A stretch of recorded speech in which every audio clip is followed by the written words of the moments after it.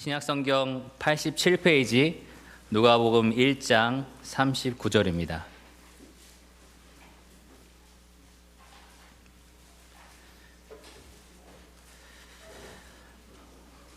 오늘이 누가복음 5번째 시간이고 첫 번째 시간에 제가 이 자리에 와서 여러분에게 누가복음 서론 부분을 1절에서 4절 내용을 가지고 말씀을 드렸었습니다. 기억하실지 모르겠는데 누가복음을 누가 썼다라고 말씀드렸는지 기억하시나요? 예, 누가였고요. 61에서 62년 정도 했었고 우리 중에 일어난 사실, 그 예수 그리스도께서 하신 모든 사역에 대한 그러한 내용을 기록을 했으며 무엇을 위해서 기록했느냐 하면 이 데오빌로라는 사람을 비롯하여 모든 믿는 사람들의 믿음을 더 확실하게 하기 위해서 기록했다라고 말씀을 드렸습니다. 그 다음에 이 누가가 목격자들, 증인들의 그 증언과 진술을 바탕으로 이 누가복음을 기록을 했다라고 하면서 차례대로 자신이 기록을 했다라고 말씀을 드렸습니다. 근데 이 차례대로라는 말이 역사적인 순서가 아니라 누가가 생각하는 아주 특별한 주제별로 묶었다라고 말씀을 드렸었는데요. 말씀드린 것과 같이 지금까지 들어본 누가복음 말씀을 잘 생각해 보시면 특별히 누가가 이렇게 대조를 이루면서 설명하고 있는 것을 보게 됩니다. 세례 요한에 대한 탄생을 쭉 그리다가 다시 마리아 이야기로 넘어와서 예수님에 대한 이야기로, 그리고 오늘 본문을 넘어가면 어떤 이야기가 나오냐면 이 세례 요한이 탄생했던 장면, 그 다음에 또 예수님이 탄생했던 장면, 이렇게 대조를 이루어서 설명을 합니다. 누가는 지금 두 이야기를 계속해서 비교하면서 설명하고 있는 중이고요. 오늘 본문에서 이 두 얘기가 하나로 만나는 이야기가 펼쳐집니다. 마치 이 임마누엘 찬양대가 앞에 나와서 찬양을 부를 때요, 이 여성들의 아름다운 노래로 시작을 하다가 중후한 남성의 목소리가 나오고요, 그 다음에 그 두 목소리가 하나로 합쳐졌을 때 너무나 아름다운 화음이 만들어지잖아요. 오늘 저희가 살펴볼 본문이 그 두 음이 만나는 그 화음을 이루어내는 바로 그 지점이라고 말씀을 드릴 수 있습니다. 누가가 기록한 이 말씀들을 쭉 보시면 세례 요한의 어머니가 누구였죠? 엘리사벳이었고 이 예수님의 어머니는 마리아였습니다. 이 두 인물을 계속 비교하고 있는데 사실 이 두 여인이 굉장히 대조되고 있다는 것을 알 수 있습니다. 한 여인 엘리사벳은 아주 늙은 사람이었습니다. 60세에서 70세 정도 됐었죠. 그런데 마리아는 몇 살이었습니까? 12살에서 13살밖에 되지 않았었습니다. 한 여인은 사회적인 지위가 있었습니다. 남편이 누구였습니까? 제사장이었습니다. 그런데 마리아의 남편은 누구였죠? 목수였습니다. 물론 잘 사는 목수도 있었겠지만 요셉은 그렇지 않았습니다. 제사장의 아내로서 마리아에 비해서는 부유했을 거고요, 마리아는 가난했을 겁니다. 또 한 여인 이 엘리사벳이라는 사람은 이스라엘의 수도 예루살렘 부근의 이 유대라는 마을에 살았습니다. 오늘날로 치면 강남 어떻습니까? 아주 좋은 동네에 살았던 사람이었고요. 그러나 이 마리아라는 여인은 갈릴리 아주 작은 시골 마을, 누구도 알지 못하는, 거기서 무슨 선한 것이 날 수 있겠어?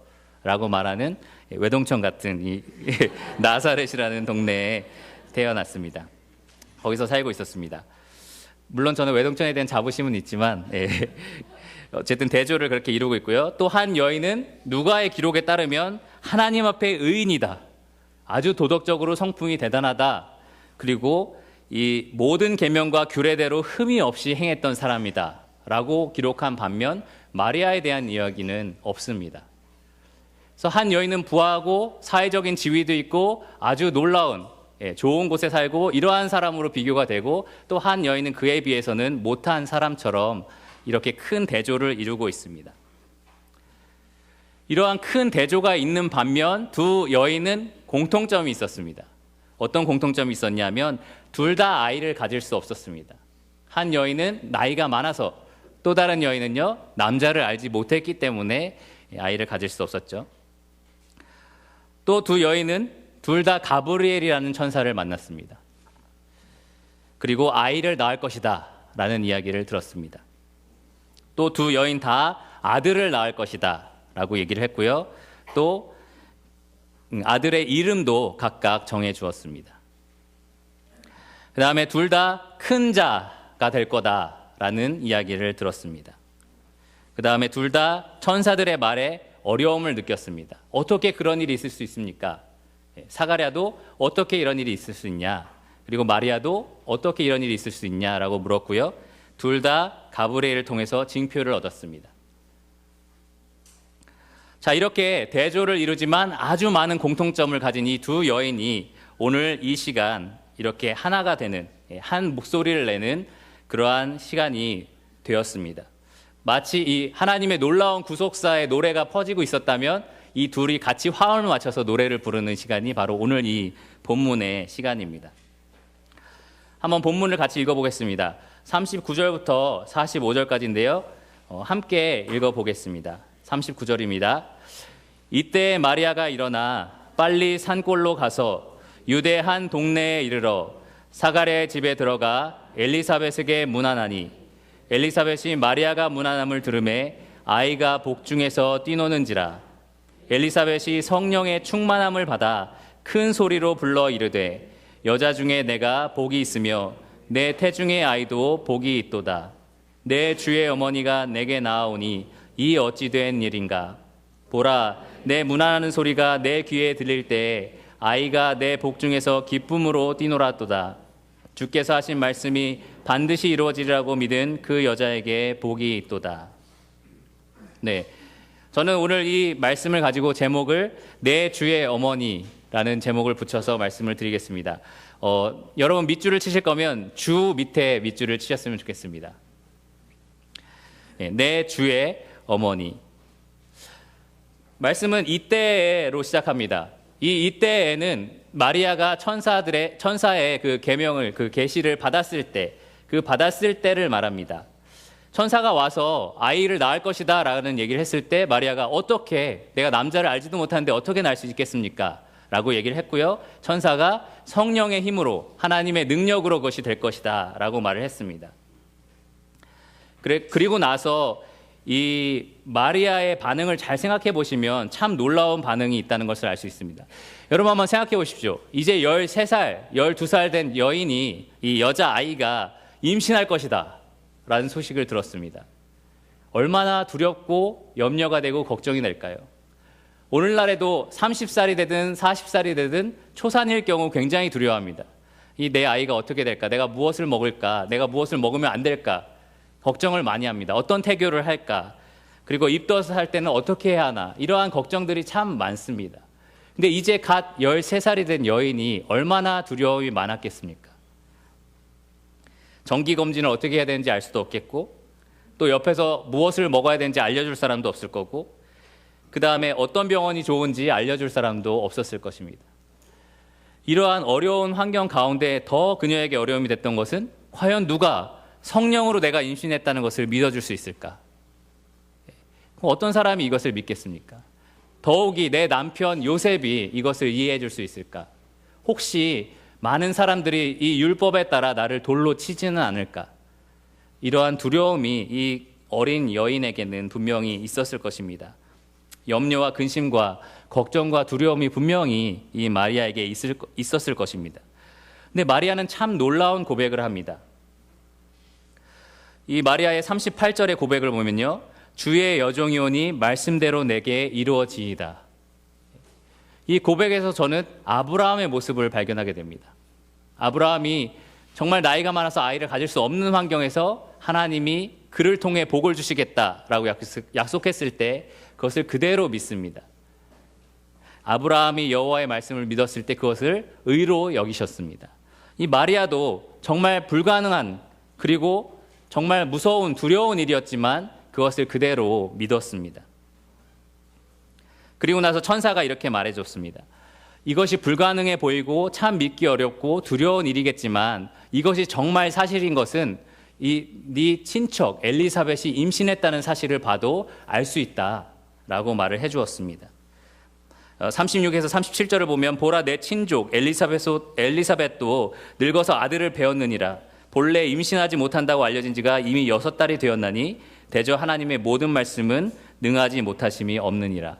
바로 이것이 마리아에게 내려진 징표였습니다. 사가랴는 하나님의 말씀을 믿지 못했을 때 심판으로서 말을 못하고 잘 알아듣지도 못하는 징표를 받았습니다. 이 마리아는 믿음으로 하나님을 신뢰했을 때 엘리사벳이 임신한 모습을 봐라라는 징표를 얻었습니다. 그래서 바로 이때에 천사가 이 마리아의 순종의 고백을 듣고 떠나갔을 때 마리아는 이 징표를 확인하고 싶었습니다. 그래서 바로 그 즉시 이 말씀에 보면요, 39절에 일어나 빨리 산골로 갔다라고 말하고 있습니다. 마리아는 빨리 이 징표를 확인하고 싶었던 것입니다. 지체하지 않았습니다. 자신이 받은 말씀에 대한 믿음의 확증을 얻고 싶었습니다. 먼저 가브리엘을 통해서 이 하나님의 은혜를 똑같이 받은 이 엘리사벳에게 찾아가서 그녀가 받은 그 축복과 은혜에 대해서 함께 축하하고 기뻐하고 싶었습니다. 그래서 마리아는 빨리 일어나서 떠났습니다. 여러분, 주보를 보시면 제가 지도를 넣어놨는데요. 이 나사렛은 갈릴리 바다 근처에 이 서편에 있는 아주 작은 시골 마을입니다. 그리고 그 나사렛에서부터 유대 지역으로 쭉 내려오는 그 길을 따라서 아마 마리아가 열심히 찾아갔을 것입니다. 이 나사렛과 이 예루살렘 근처, 이 예루살렘을 저희가 언덕배기 혹은 산골 동네라고 부르는데 아주 높은 산, 이 언덕 위에 위치하는 그러한 동네이기 때문입니다. 아마 예루살렘 근처에 있는 유대 마을이기 때문에 아마 그러한 곳에 사가랴가 살았을 것 같습니다. 이 나사렛에서 예루살렘 근처 이 유대 지역까지의 거리는 약 90에서 130km 정도 됩니다. 여러분, 이 말씀이 끝나자마자 일어나서 빨리 여기서 출발하시면 대전 정도까지 걸어간다고 생각하시면 됩니다.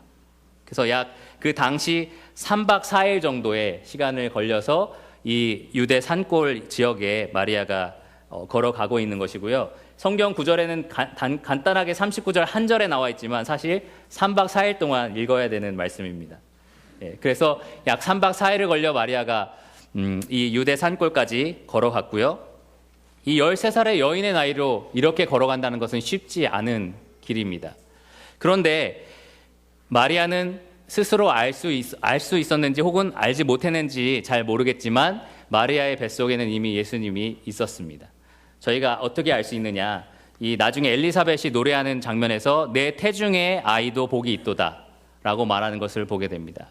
이 마리아의 뱃속에는 예수님이 이미 있었습니다. 그래서 그 아이가 있는 임산부의 몸으로 그 3박 4일 걸리는 길을 이 13살의 어린 나이로 걸어갔던 것입니다. 왜냐하면 하나님께서 약속하신 그 약속의 확증을 받고 싶었기 때문입니다. 자, 이제 걸어가서 40절에 보면 사가랴의 집에 들어가게 되었습니다. 사가랴의 집을 찾아 들어가니까 엘리사벳이 있었고 엘리사벳에게 문안하였다라고 말하고 있습니다. 그리고 엘리사벳이 마리아의 문안함을 들었습니다. 문안하다라는 말은 우리나라도 마찬가지지만 그냥 안녕하세요, 건강하세요 이 정도의 수준의 이야기가 아닙니다. 유대인들의 관습, 또 우리나라도 마찬가지인데 그 유대인들의 관습에서는 문안하는 것이 인사도 있지만 서로 간에 있었던 일들을 잠깐 나누는 그러한 대화도 포함을 합니다. 저희가 모세와 그 장인 이드로가 했던 말들을 기억해 보면 알 수 있는데요. 출애굽기 18장 7에서 8절을 보시면 모세가 이드로에게 이렇게 문안하는 것을 보게 됩니다. 모세가 나가서 그의 장인을 맞아 절하고 그에게 입맞추고 그들이 서로 문안하고 함께 장막에 들어가서 모세가 여호와께서 이스라엘을 위하여 바로와 애굽 사람에게 행하신 모든 일과 길에서 그들이 당한 모든 고난과 여호와께서 그들을 구원하신 일을 다 장인에게 말하매 이드로가 여호와께서 이스라엘에게 큰 은혜를 베푸사 애굽 사람의 손에서 구원하심을 기뻐하였다. 이것이 바로 문안입니다. 아주 긴 대화입니다. 여러분, 출애굽기 18장까지 얼마나 많은 일이 있었습니까? 10가지 재앙이 있었을 거고 홍해가 갈라졌을 거고 그리고 이 광야에서 있었던 일이 엄청나게 많습니다. 근데 이 모세가 장인 이드로에게 문안하고 이 모든 것들을 다 이야기해 주었다라고 말하고 있습니다. 자, 여기서 마리아와 엘리사벳이 서로 문안했을 때 얼마나 많은 이야기를 나눴을까요? 얼마나 이 자세하게 디테일을 이야기했을까요? 여러분, 모세와 장인은 남자들입니다. 마리아와 엘리사벳은 여자입니다. 그냥 임신했어? 6개월이야? 그래, 잘 살아. 이 정도의 문안이 아니었을 것입니다. 아주 디테일했겠죠. 어느 날 남편이 왔는데 글쎄 남편이 갑자기 말을 못하는 거야. 그래서 왜 그러냐고 물어봤더니 이러면서 아주 자세한 이야기들을 이 둘이 나눴을 것입니다. 아마 마리아는 자신에게 임했던 그 천사의 말과 여러 가지 징표들과 그리고 마리아 자신이 고백했던 내가 그래서 말씀대로 순종하겠다라고 고백했다. 이렇게 자세한 모든 것들을 이야기했을 것입니다. 그리고 둘이 이야기하면서 아까 제가 말씀드린 그런 공통점들이 많았잖아요. 그런 공통점들에 서로 기뻐하면서 즐거워했을 거라고 생각을 합니다. 바로 그때 어떤 일이 있었냐. 이 성령님께서 이 엘리사벳을 충만하게 하십니다. 감동시키십니다. 뿐만 아니라 성령님께서 엘리사벳 뱃속에 있는 이 세례 요한도 성령으로 충만하게 만들어 주십니다. 그래서 이 다음 말씀, 이 41에서 45절까지의 말씀은요, 이 세례 요한이 이 마리아를 맞이하는 장면, 그 반응하는 장면과 이 엘리사벳이 성령 충만을 받아서 반응하는 이 두 가지 반응을 보여주고 있습니다. 아기의 반응과 어머니의 반응을 말해주고 있습니다. 이 두 반응 다 성령님의 감동하심으로 이루어진 사건입니다. 먼저 아기의 반응, 세례 요한의 반응을 보겠습니다. 41절을 보시면 엘리사벳이 마리아가 문안함을 들음에 아이가 복중에서 뛰노는지라. 세례 요한이 어머니의 뱃속에서 뛴 것입니다. 여기 아이를 가지신 분 계시겠지만 가져봤던 분도 계시겠지만 아이가 뱃속에서 뛰노는 거 엄청난 일입니까? 놀라운 기적입니까? 한 번도 그런 거 경험 안 해보신 분 계십니까? 아이를 가지시면서. 너무나 당연하고 드물지 않은 아주 평범한 일입니다. 그런데 중요한 것은 타이밍이죠. 이 마리아를 만났을 때 세례 요한이 뛰었다는 것, 그것이 중요합니다. 이 누가는 지금 우연의 일치로 어쩌다가 아이가 여기서 한번 뛴 것에 대해서 과장해서 적어놓고 있는 것이 아닙니다. 누가는 여기서 무엇을 말하고 싶냐면 이 세례 요한, 아직 형질을 이루기 전에 그 아기, 태아가 메시아를 만났을 때, 아직 형질을 이루기 전에 예수를 만났을 때 어떠한 반응을 보였는지 우리에게 분명하게 얘기해주고 싶은 겁니다. 그래서 말씀해 보면 세례 요한은 뛰었다라고 말하고 있습니다. 문맥적으로 보면, 문자적으로 파악을 하면 껑충 뛰다라는 표현입니다. 어머니 뱃속에서 세례 요한이 너무 기뻐서 껑충 뛰었다라는 말입니다. 이것은 그냥 아기의 발작이 아니라요, 성령님의 감동하심으로 이루어진 사건입니다. 사실 이것은 예언의 성취이기도 하는데요. 이 1장 15절에 사가랴에게 천사가 뭐라고 얘기했냐면 네가 낳을 그 아기가 모태로부터 성령의 충만함을 받을 것이다 라고 15절에 말하고 있습니다. 어머니 뱃속에 있을 때부터 세례 요한은 성령의 충만함을 받아서 자기 앞에 있는 이 예수 그리스도를 보고 기뻐서 뛰었던 것입니다. 그리고 성령의 감동을 받은 이 엘리사벳이 그것을 이렇게 말합니다. 44절에 보면 아이가 내 복중에서 기쁨으로 뛰노라도다. 이것이 하나님의 성령으로 엘리사벳이 감동되어서 아기가 왜 뛰고 있는지를 정확하게 묘사한 장면입니다. 아직 태아, 그 입술이 만들어졌는지 알 수 없지만, 그 입이 아직 형성됐는지 알 수 없지만 바깥으로 소리를 낼 수 없는 이 태아 세례 요한이요, 자기가 할 수 있는, 몸으로 표현할 수 있는 모든 수단을 다 동원해서 그 앞에 있는 예수 그리스도를 향해서 외쳤던 것입니다. 이분이 바로 메시아다. 그리고 그분으로 인해서 뛸 듯이 기뻐했던 것입니다. 천사는 이 세례 요한에 대해서 주 앞에 큰 자라고 했고요, 주 앞에 먼저 와서 주를 위하여 세운 백성을 준비할 자라고 말하고, 그는 그 역할에 맞게 메시아를 선포하고 메시아를 가르치는 역할을 했습니다. 나중에 그가 자라서 예수님을 처음 봤을 때 예수님에게 보라, 뭐라고 했죠? 세상 죄를 지고 가는 하나님의 어린 양이로다. 그러나 그보다 훨씬 전에, 수십 년 전에, 아직 형질을 이루기 전에 태아일 때 이미 그는 온 몸으로 그 메시지를 전달했던 것입니다. 이분이 바로 메시아다. 그래서 토리노의 막시무스라는 사람이 4세기 때 이렇게 설교했습니다. 아직 태어나지 않은 몸이지만 어머니 뱃속에서 기쁘게 뛰노는 것으로 요한은 그리스도의 오심을 예언합니다. 여러분, 요한이 언제 예수님을 처음 증거했습니까? 라고 누가 물어본다면 태아일 때, 아직 어머니에서 형질을 이루기 전에 라고 말씀해 주시면 되겠습니다. 자, 다음에 이제 성령님께서는 그 어머니 엘리사벳을 감동시키십니다. 그리고 감동시키고 나서 엘리사벳의 입술을 통하여, 엘리사벳은 말을 할 수 있잖아요. 그래서 엘리사벳의 입술을 통하여 4가지 찬송의 노래를 하게 되는데요. 정확하게 말하면 4가지 복되다라는 노래를 합니다. 이 4대상에 대해서 얘기를 하는데, 첫째로는 이 어머니 마리아를 복되다라고 말하고, 두 번째로는 어머니 뱃속에 있던 예수를 복되다라고 말을 합니다. 그리고 세 번째는 그 앞에 있는 자기 자신을 복되다라고 말을 하고, 마지막 4번째는 그 하나님을 믿는 모든 자들을 복되다라고 말하고 있습니다. 엘리사벳이 노래하고 있는 대상이 어떻게 움직이는지 잘 한번 생각해 보십시오.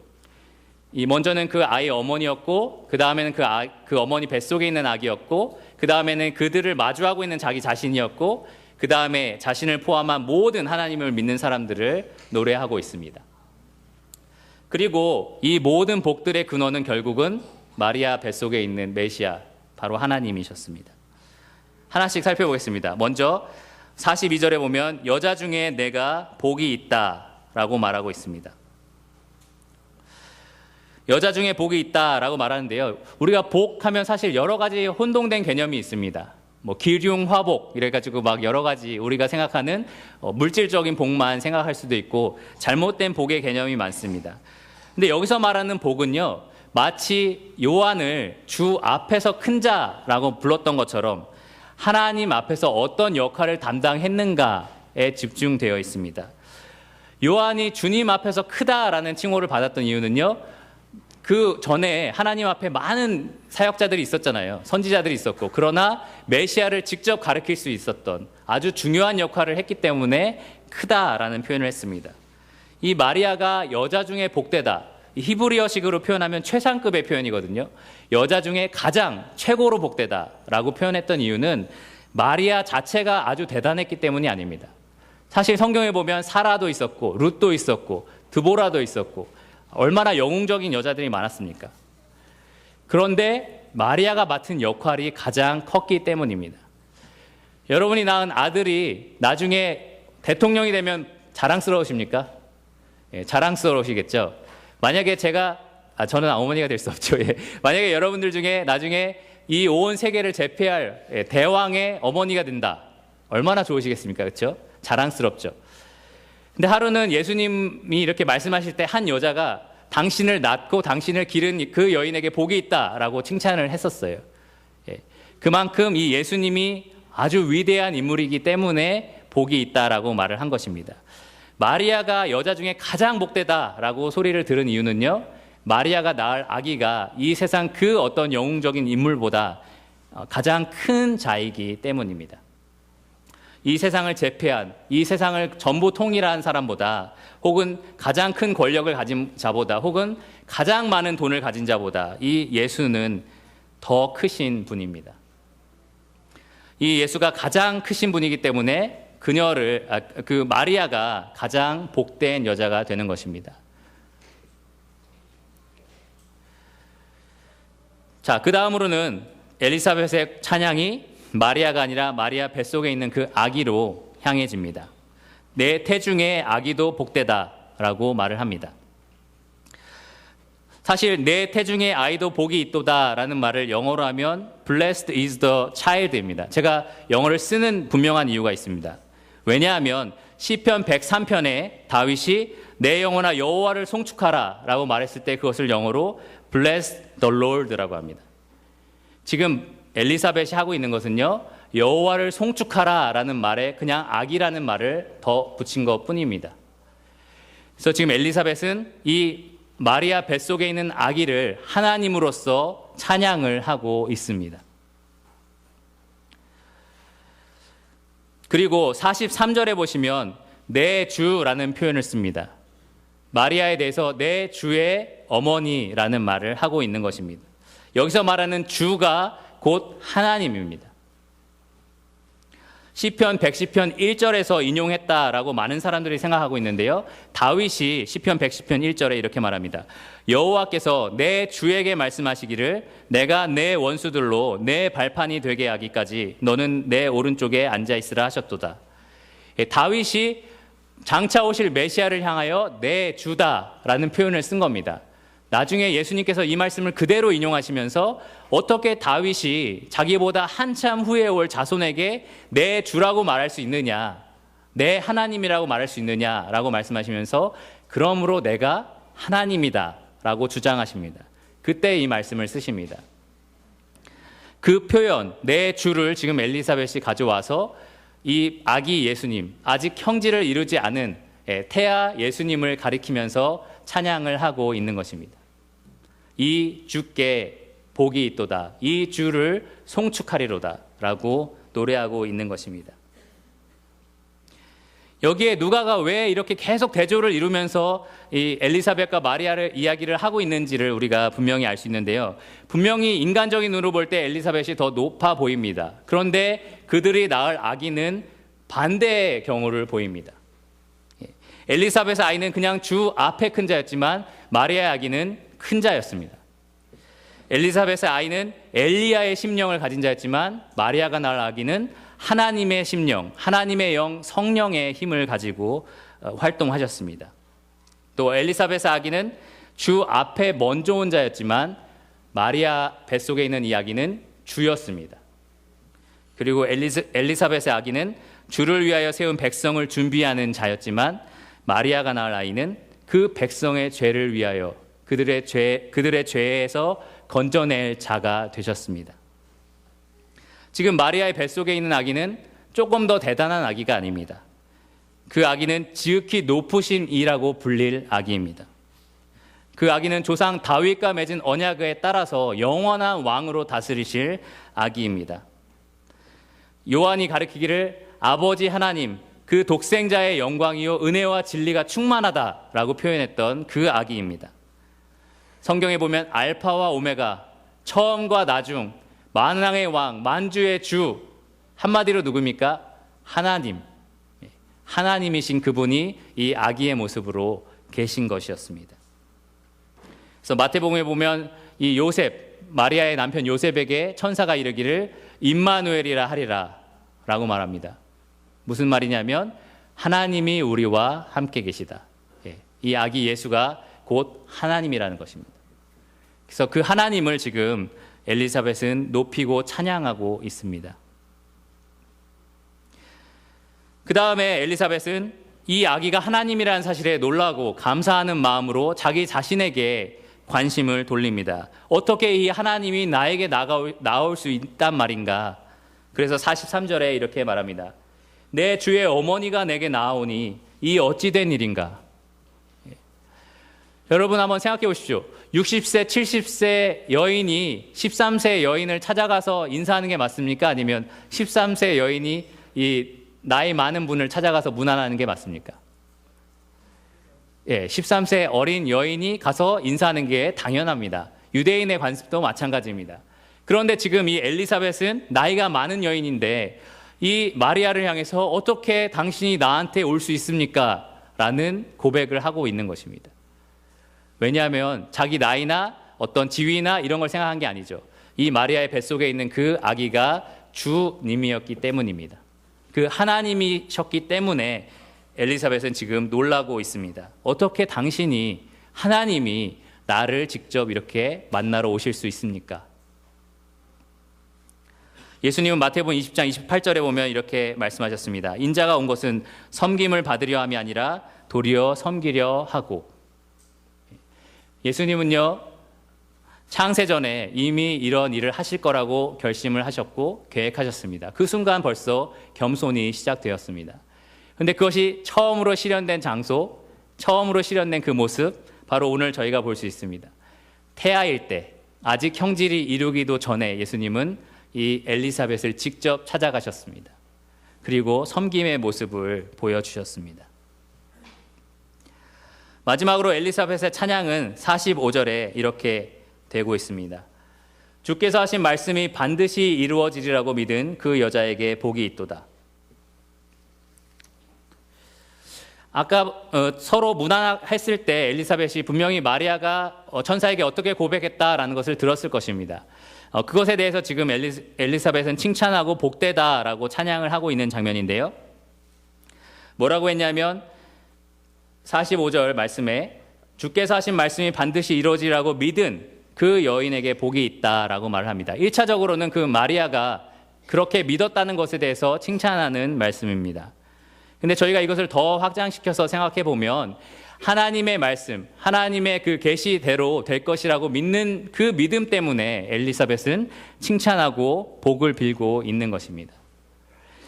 그래서 이 마리아뿐만 아니라 또 이 예수 그리스도를 마주하고 있는 엘리사벳뿐만 아니라 이 하나님을 믿는 모든 사람들, 하나님의 약속을 믿고 그 약속하신 예수 그리스도를 믿는 모든 사람에게는 복이 있습니다.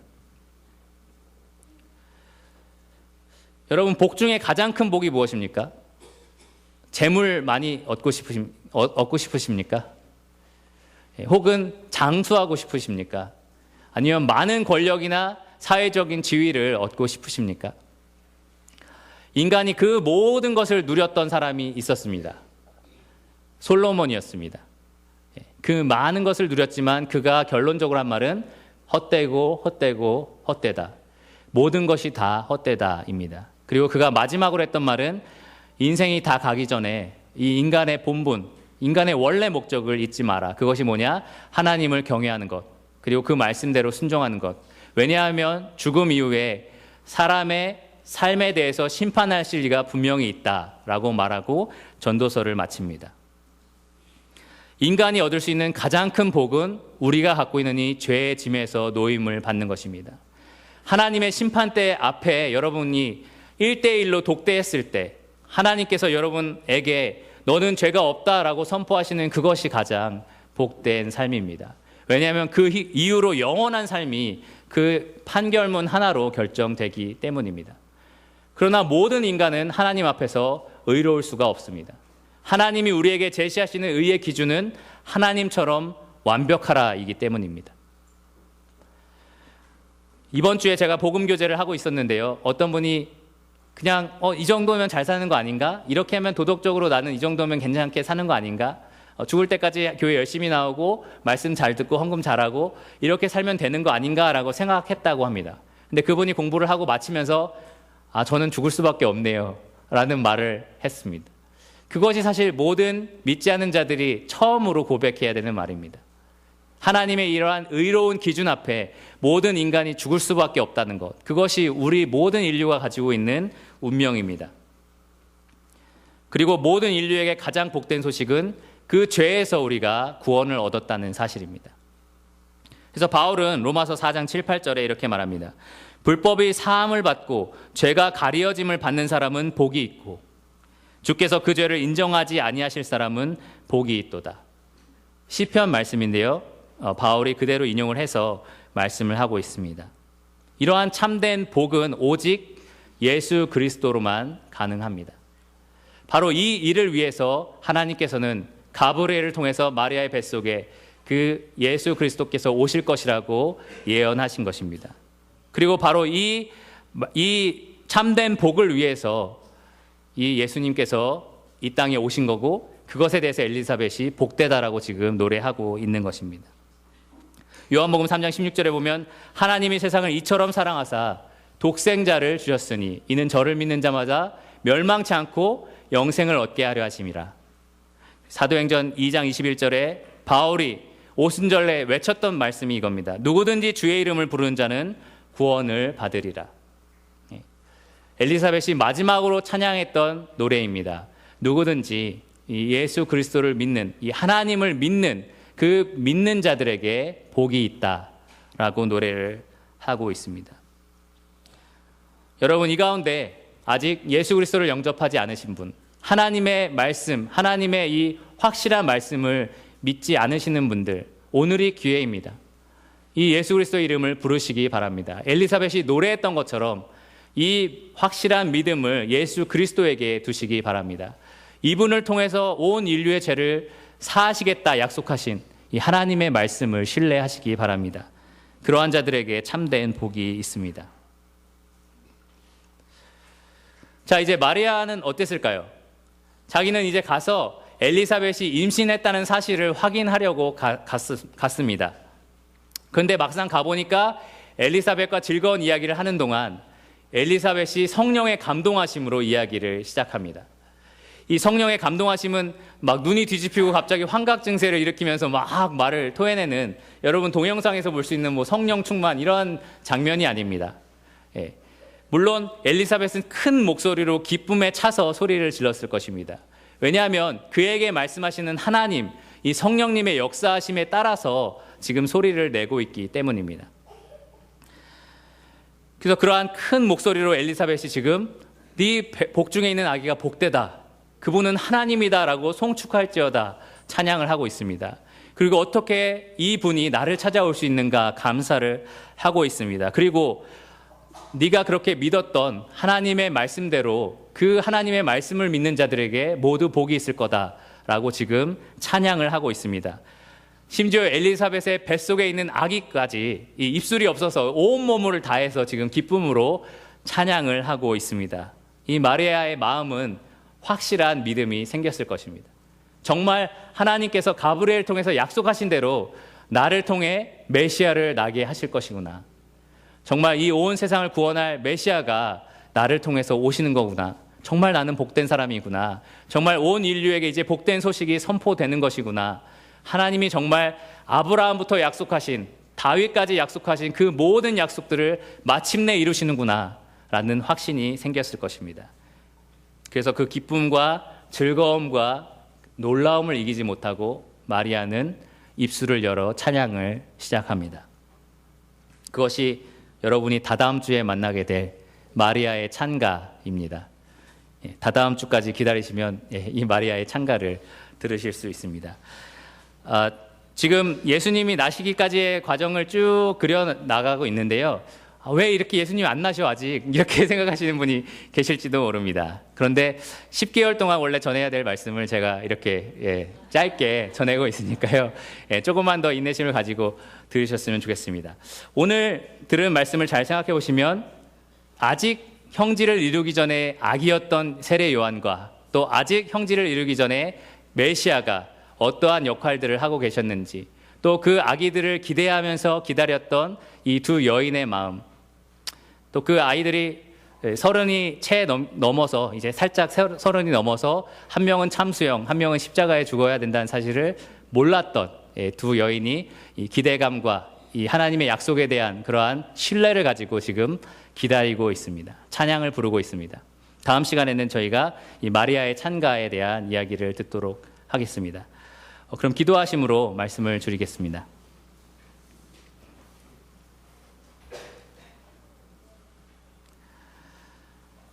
하나님 감사합니다. 오늘 들려진 말씀을 저희가 기억해 볼 때 주님께서 정말 얼마나 낮아지셨는지 생각해 보게 됩니다. 주님은 하나님이셨습니다. 처음이요 나중이셨고 영원 전부터 영원까지 변치 않는 하나님이셨습니다. 그 하나님께서 어린 아기의 모습으로, 아직 어머니 뱃속에 있는 그 모습으로 이 땅에 오셨던 것을 기억하게 됩니다. 주님, 그 태아일 때부터 섬기는 자가 되셨고 또 만민에게 복을 주시는 자로서 모든 일들을 하셨던 것을 보게 됩니다. 주님께서 얼마나 낮아지셨는지 기억할 때 저희에게 참으로 감사와 경배가 흘러나온 것을 고백을 드립니다. 주님, 저희의 찬양을 홀로 받아주셨고 또 저희를 구원하여 주심에 감사를 드립니다. 이 모든 것을 예수 그리스도 이름으로 기도드렸습니다. 아멘.